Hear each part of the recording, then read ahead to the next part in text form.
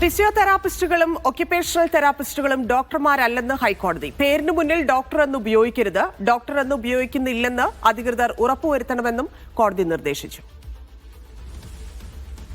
അഹമ്മദ് മുസ്തഫ ചേരുന്നു. മുസ്തഫ, എന്തൊക്കെയാണ് കോടതി പറഞ്ഞിരിക്കുന്നത്?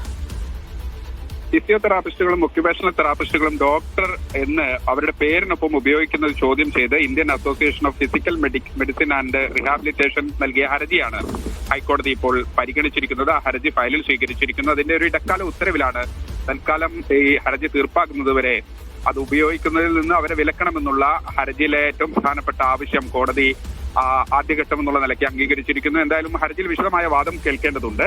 പ്രത്യേകിച്ച് ഇവരുടെ വാദം എന്ന് പറയുന്നത് ഫിസിയോതെറാപ്പിസ്റ്റുകളും ഒക്യുപേഷണൽ തെറാപ്പിസ്റ്റുകളും അംഗീകൃത മെഡിക്കൽ ഡിഗ്രി ഇല്ലാതെ മെഡിക്കൽ ബിരുദം അല്ലെങ്കിൽ മതിയായ മെഡിക്കൽ യോഗ്യത നേടാതെയാണ് പേരിനൊപ്പം ഡോക്ടർ എന്ന് വെക്കുന്നത്. അത് വിലക്കണമെന്നുള്ളതായിരുന്നു ഏറ്റവും പ്രധാനപ്പെട്ട ആവശ്യം. എന്തായാലും ആ ഹർജിക്കാരുടെ വാദം പ്രാഥമികമായി പ്രഥമ ദൃഷ്ടി അതിനകത്ത് പ്രത്യേകിച്ച് നിയമപരമായി കൂടി ശിക്ഷ ലഭിക്കാവുന്ന കൂടി കുറ്റമായി മാറും അല്ലേ?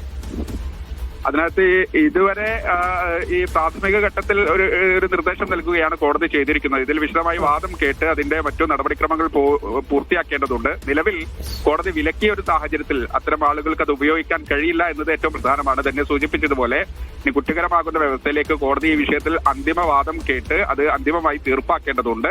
ഒരു പക്ഷേ ഏതെങ്കിലും തരത്തിൽ ഈ എതിർകക്ഷികളുടെ കൂടി വാദം പരിഗണിച്ച് അതുമായി ബന്ധപ്പെട്ട മറ്റു നിരീക്ഷണങ്ങളിലേക്ക് കോടതി അടുത്ത ദിവസങ്ങളിൽ കടക്കാനിരിക്കുകയാണ്. ഡിസംബർ 1-നാണ് ഇനി അടുത്ത വാദം വെച്ചിരിക്കുന്നത്. അതിൽ ഇവരുടെ മറുപടി ഉൾപ്പെടെ വരേണ്ടതുണ്ട്.